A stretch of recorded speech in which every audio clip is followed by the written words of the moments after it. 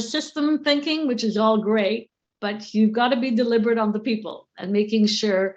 There's a lot of people that, what I call the silent population, for all kinds of reasons, the barriers that don't allow people to come in and participate.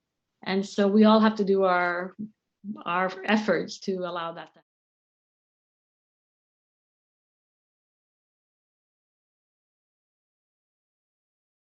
When we start talking about engagement and how people come together to talk about care and outcomes, is really having the voice of all.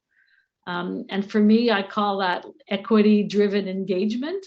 But it also connects with, the bigger global efforts being done, United Nations, the WHO.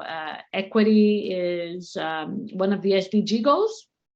And so how you can contend, which is Sustainable Development Goals, with a vision of 2030, but you take all those great concepts that are being applied globally and you bring it back to the population of people living with spinal cord injury, the people that care for those people, the policymakers, the research people. You've got to bring everybody together and have a common vision with a common outcome at the end. There's awareness, right? And I bring it back to the equity principles of people with spinal cord injury are people. And I think we have to address the stigma when we see people in wheelchairs, or, all of a sudden we probably have some biases that we have to work on and recognize that. I think at the population level, there would be two things: is preventing, how do you prevent spinal cord injury, and being aware of what the symptoms can be. A lot of spinal cord injury now is not as much traumatic, but non-traumatic. And so they're sometimes very insidious. So what are the red flags, and educate the population of what could be spinal cord injury and what do I do if I've got those red flags.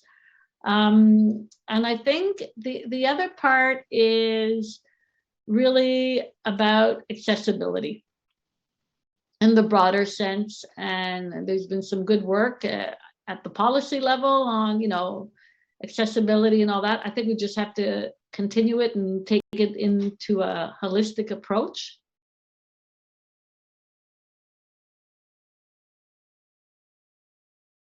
Depending on what we do in life and what our work is all about, we have a tendency to get into our subject matter expertise, and then very simple things like the use of acronyms.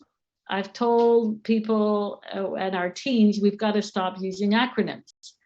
They're technical, they're dangerous, because they actually don't reflect. People read them and say, well, what's that? So they're dangerous. It's a very simple thing for health literacy, just to get rid of acronyms. And then it's amazing now, I find, what technology can provide to us, but there are tools out there where you can put in your document that's written or whatever and get a health literacy result. How well are you doing? And so that pushes us to write differently. And the more we write differently, I think our language actually starts to change as well when we're having conversations.